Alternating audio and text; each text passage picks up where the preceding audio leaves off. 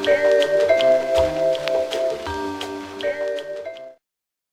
up, English? I'm Ben here. I'm here with Big Brandon Green, Little Katie Miller, and the illustrious Erica Cruz. We're here with Portrait News this morning to help you find your way into the life of Stephen Dedalus, his religious journey and freedom, possibly, if that's what you believe. First, we're going to take you to Amanda Coons, our Walking Away from Faith specialist, interviewed by our own Katie Miller. So Amanda, tell us about your work on Stephen Dedalus. My research indicates that Stephen exhibits many characteristics throughout the novel that prove that he is a typical teenager walking away from his faith. And what does a typical teenager usually consist of? A typical teenager shows quite a few signs that have been proven, and those include, first, a relationship with their father. If a teenager feels resentment towards or disappointment in his father, then he is more likely to not believe in God. Why is it just the problem with the father? It's not just the father. There are other indicators, but that's one of the main ones, and it's just there's a direct correlation between the two. And what does the father have to do with the belief in faith? In my opinion, I think kind of Stephen's thing was when he looked towards his father's religious standings and the way his father was religiously, he didn't want to be anything like his father, so why would he mock his father? His father is a very hypocritical Catholic. Okay, what other things led you to believe that Stephen was a typical teenager? Another thing is if a teenager's personal moral beliefs conflict with those of the church, they are a lot more likely to walk away, and an indicator of that is Stephen engaged in premarital sex with a prostitute too. So when people have premarital sex, they're more likely to not be involved in the church?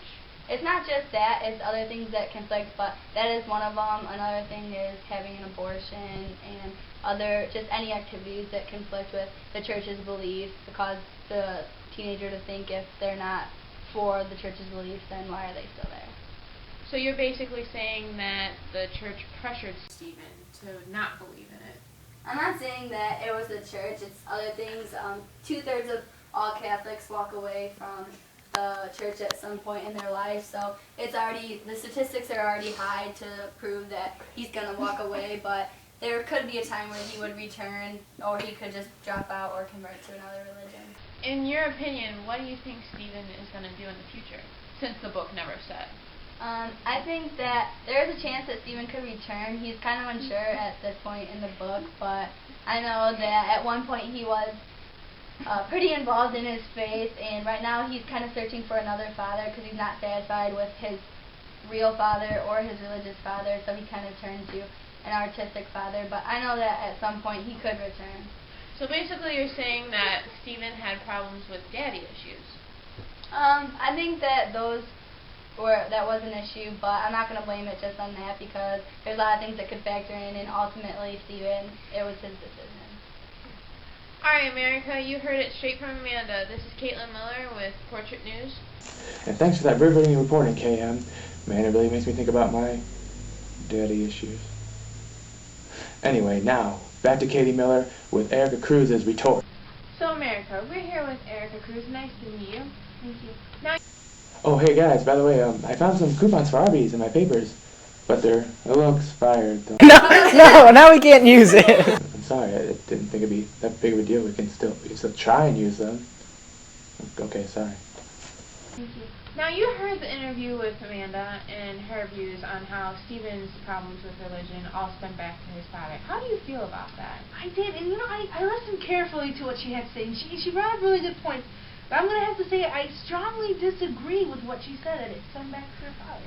And why is that? Because I felt as if Stephen was brought up in all this religious affiliation, and he felt as if that was where he needed to go. It wasn't something. So you're saying he's peer pressured?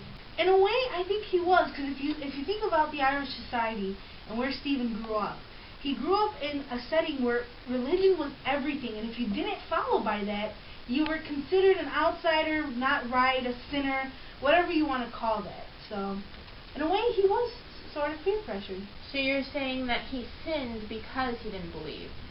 Not so much because he didn't believe. I felt that he knew what his beliefs were, and in a place in his heart, it was there, but at the same time, he didn't feel as if it was something for him. He felt as if it was something he had to do because of the way society was. I mean, look at the point where it was a point at the dinner table where it's either God or nothing. You know, if you didn't believe in God right there and you didn't follow the Catholic ways, you were wrong. So you're saying that even when he was sacrificing himself for religion, like he was punishing himself because he did have the affair with a prostitute, you're saying that even then he wasn't believing? No, it's not. It's not that he didn't believe. It's just wasn't for him, and that's what he felt was the right thing to do. He didn't. It wasn't something that he wanted to do for himself or because it was good for his soul or anything like that. It was just something he did because that's the way everyone lived life at that time. It wasn't because I love religion and this is what I want to go into. He knew at that point, even though he did not say it at the time, but he knew at that point that it just wasn't for him. Okay, and now bringing back to what Amanda said about how his father really shaped his beliefs on religion, what do you think shaped his beliefs on religion? You see, it all goes back to how Stephen was feeling at the time. I think the whole reason Stephen tried religion out and tried to become a priest was because he felt so guilty because that's what was pushed on him. And he just felt incredibly guilty because, you know, he wasn't doing the right thing. He was considered a sinner and he was disappointing God at the time. And that's just, you know, how he was thinking or how he was feeling at the time. Okay, now the same question that I asked Amanda. What do you think Stephen would be like at the end of the book? Do you think he'd go back to the faith that he didn't believe in? Not at all. No? I don't think he would go back to becoming as strict as he was within his religion. I think at that point, towards the end of the book, he realized that religion was not for him and that he was just going to continue living his life as an artist, as a free man. That's why he left his country, because he was independent at this point, and he knew that his country was influencing him so much. So you're saying that Ireland was constricted to Stephen and his beliefs? Not so much that it was, you must do this or else we punish you, but at the point where that was just the main mindset at the time. So if that was the main mindset at the time, you're getting all these people looking at you like, I mean, you're crazy. All right. Well, thank you for your insight today. No problem. Thank you very much. Appreciated. America, this is Caitlin Miller and Erica Cruz for Portrait of a Young Artist News. Riveting reporting, MK. Now, here at Portrait News, we'd like to know what you think. So please, use the responders and please participate in the following discussion. Deep. So deep. Inception. What was that? What? Ben, we just found hidden tapes of Stephen Dedalus. We gotta get on that!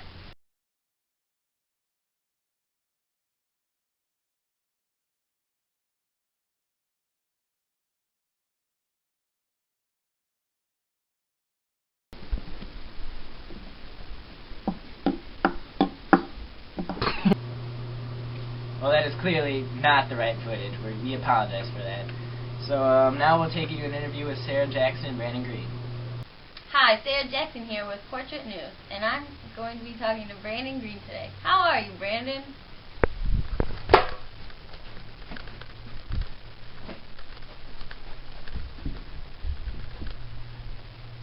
I'm good, Sarah. How are you?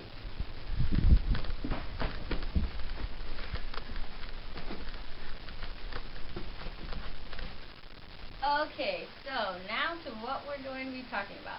How do you feel Stephen's beliefs affected his personal life?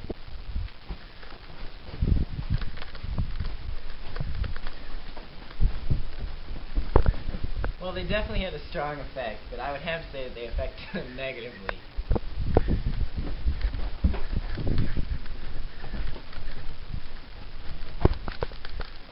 Why would you say so?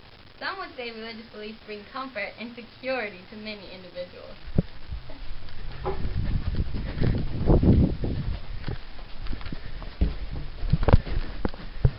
Well, look, I'm not trying to downplay the value of religion here. I'm just trying to question whether religion had a real value for Stephen.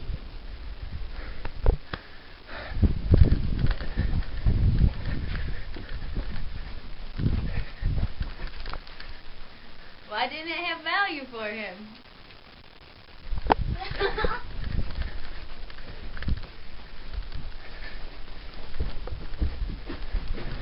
Oh. Well, initially he found value in it. In his younger years, he was a firm believer and blindly followed the faith of his parents, which is like most children who inherit their parents' beliefs. But then when Stephen gets older, he starts questioning his faith a little and forming his own ideas. In school, he starts trying to think independently, and that's where his beliefs kind of start to conflict.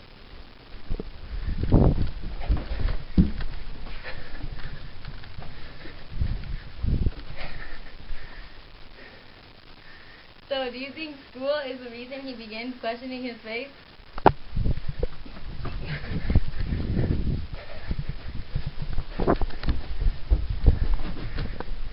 In part, yes. I'm not saying education and religion are mutually exclusive or are opponents of each other, but that at school, Stephen is encouraged to think independently. He's exposed to so much more. He's exposed to science, history, varying philosophies, poetry.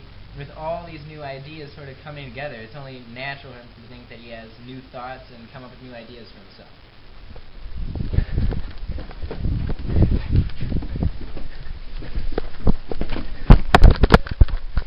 What ideas did he form?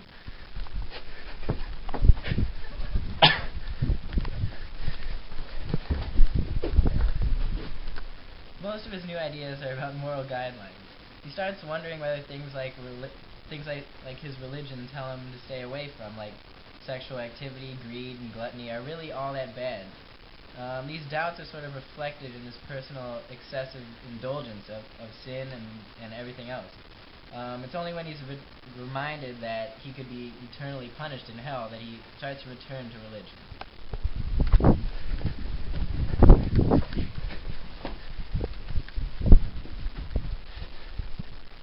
So, you're saying he returned to God out of fear as opposed to true regret?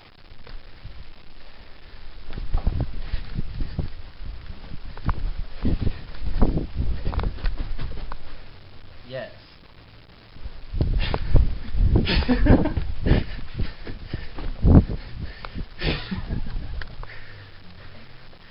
So overall, what did religion keep Stephen from doing?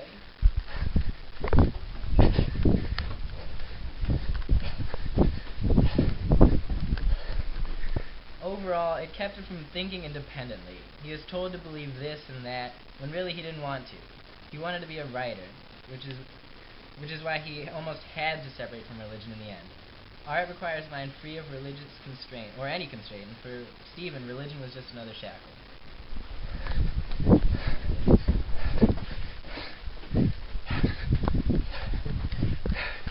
Thanks, Brandon. I'm Sarah for Portrait News. And now we take you to an interview between Brandon Green and Alfredo. It'll be alright, Katie.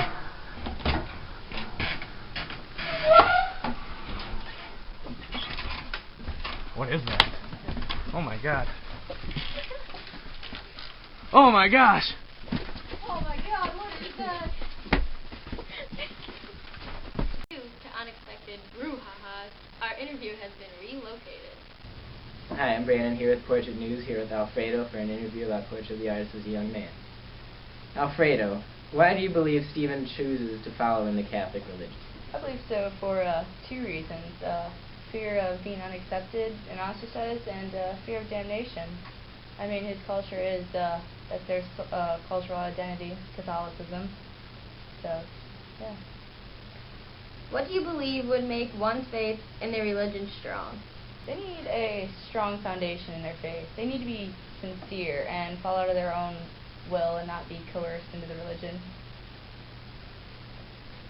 Do you believe religious acceptance is an issue for many teens today, even in the more accepting societies? I do believe so. As teens, they're finding their own way, making their own path, and, you know, religion is one of those areas of, you know, choosing their own pathway. Thanks, Alfredo. I'm Brandon, reporting for Portrait. That was Portrait News. You just got to see Stephen Delis alive for the first time. He's been dead for like 100 years, son, and now you've seen him in his journal. Bye.